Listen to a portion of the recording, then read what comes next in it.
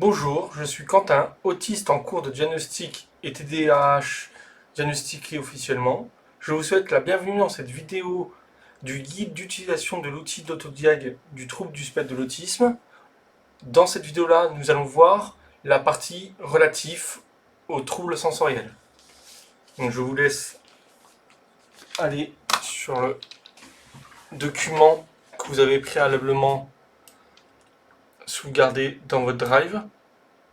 Si jamais vous ne l'avez pas fait ou que vous n'avez pas vu comment faire, je vous laisse le soin de revenir à la vidéo d'introduction. Normalement, vous aurez une petite information en haut à droite pour y aller si vous avez besoin.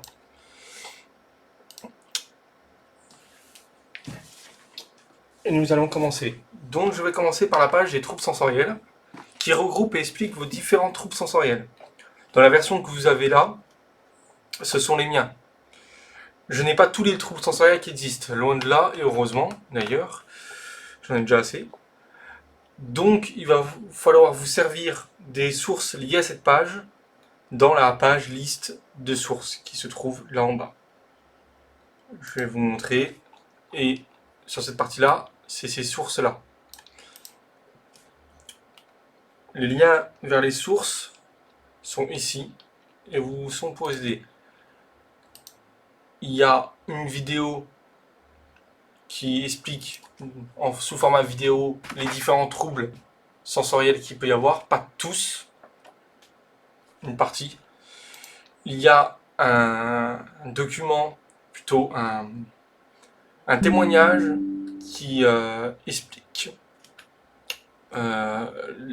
les troubles auditifs, ou une partie des troubles auditifs, qui peut être assez long à lire, mais qui, pour moi, est une approche très précise et très pertinente de cette question-là, du trouble auditif exactement.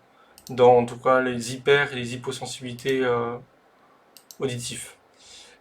C'est surtout sur les deux premiers documents qu'on va s'attacher. Mais je vais revenir un petit peu là-dessus après. Donc revenons à la page des troubles sensoriels. Vous avez la première colonne. La première colonne sert à noter le type de trouble d'un point de vue médical. Donc, souvent, hyposensibilité visuelle, hypersensibilité visuelle, hypo. Certains ont d'autres noms. La perception kinesthénique, la perception fragmentée. Vous en aurez plusieurs que vous allez retrouver sur les sources, ou alors que vous connaissez de vous-même, je ne les connais pas forcément tous. Ça se peut que vous en trouviez d'autres que vous connaissiez vous-même. Ce sont surtout des hypersensibilités et hyposensibilités que vous allez retrouver dans les différentes sources. Donc, en l'occurrence, vous ouvrez la page des sources. Donc, une des premières sources. Et ici, comme vous pouvez le voir, vous avez moi, je vous conseille de descendre. Vous avez d'abord tout ce qui est les hypersensibilités et ensuite les hyposensibilités. Donc, voilà. Donc ici, vous avez une partie. Je vous conseille de lire les sources avant de remplir. Donc, vous avez la hypersensibilité visuelle, auditive, odorat, goût, toucher, la thermoception, la nociception, vestibulaire. Vous en avez quelques-uns autres. Je vous conseille de lire les sources toujours avant pour vous familiariser. Donc, c'est là-dessus que vous allez trouver si ça correspond. Vous lisez la caractéristique et vous voyez si ça correspond ou pas. La même chose pour le deuxième, qui va reprendre, vous allez voir que ça va reprendre à peu près les mêmes. Il y a certains qui sont exactement pareils. Voilà, je vous conseille de lire. En l'occurrence, ce graphique est très parlant. Au-dessus, on a pareil les mêmes avec une hyper et une hypo. Vous avez aussi en bas d'autres. Je vous conseille vraiment de lire et de regarder la vidéo si vous voulez avant de remplir. Ça va être ça que vous allez vous en servir. Donc dans la première colonne, vous mettez l'hypo, l'hypersensibilité visuelle, vestibulaire, au niveau médical.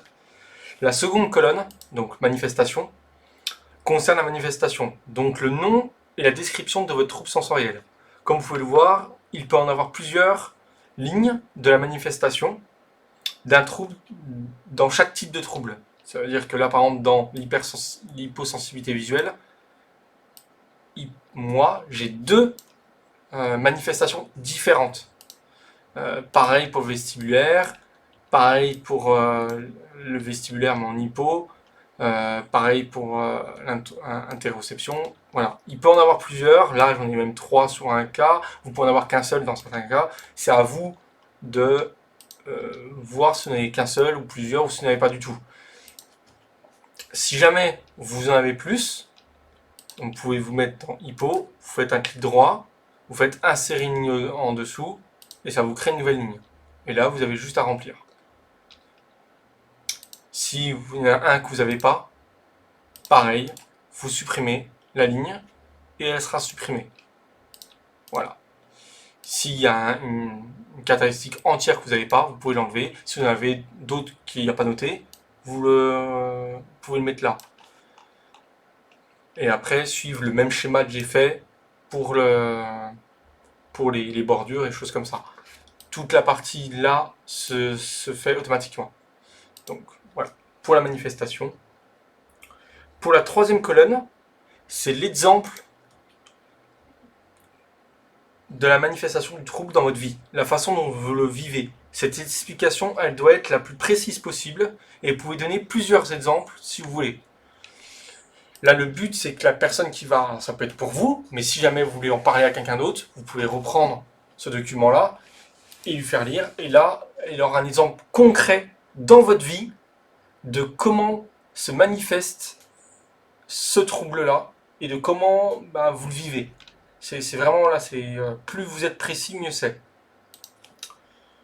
La quatrième colonne, elle explique les conséquences de ce trouble sur votre vie.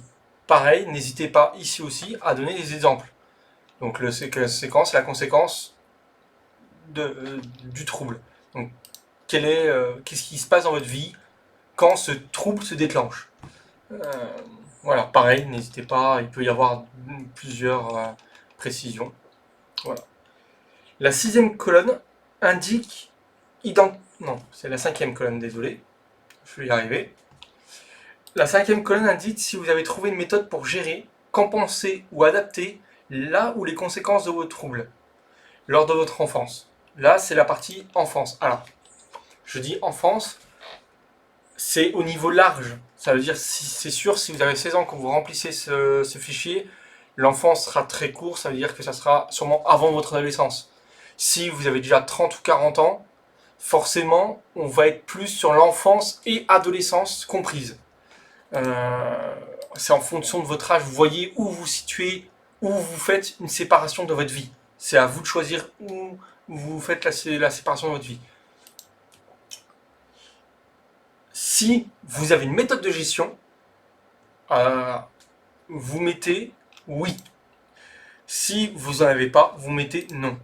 Si jamais vous en avez une, mais qu'elle ne dépend soit pas de vous, ou soit qu'elle ne permette pas de compenser totalement, ou bien qu'elle vous permette que de fuir, ce qui n'est pas vraiment une méthode de gestion, on va pas se mentir, vous mettez partiellement.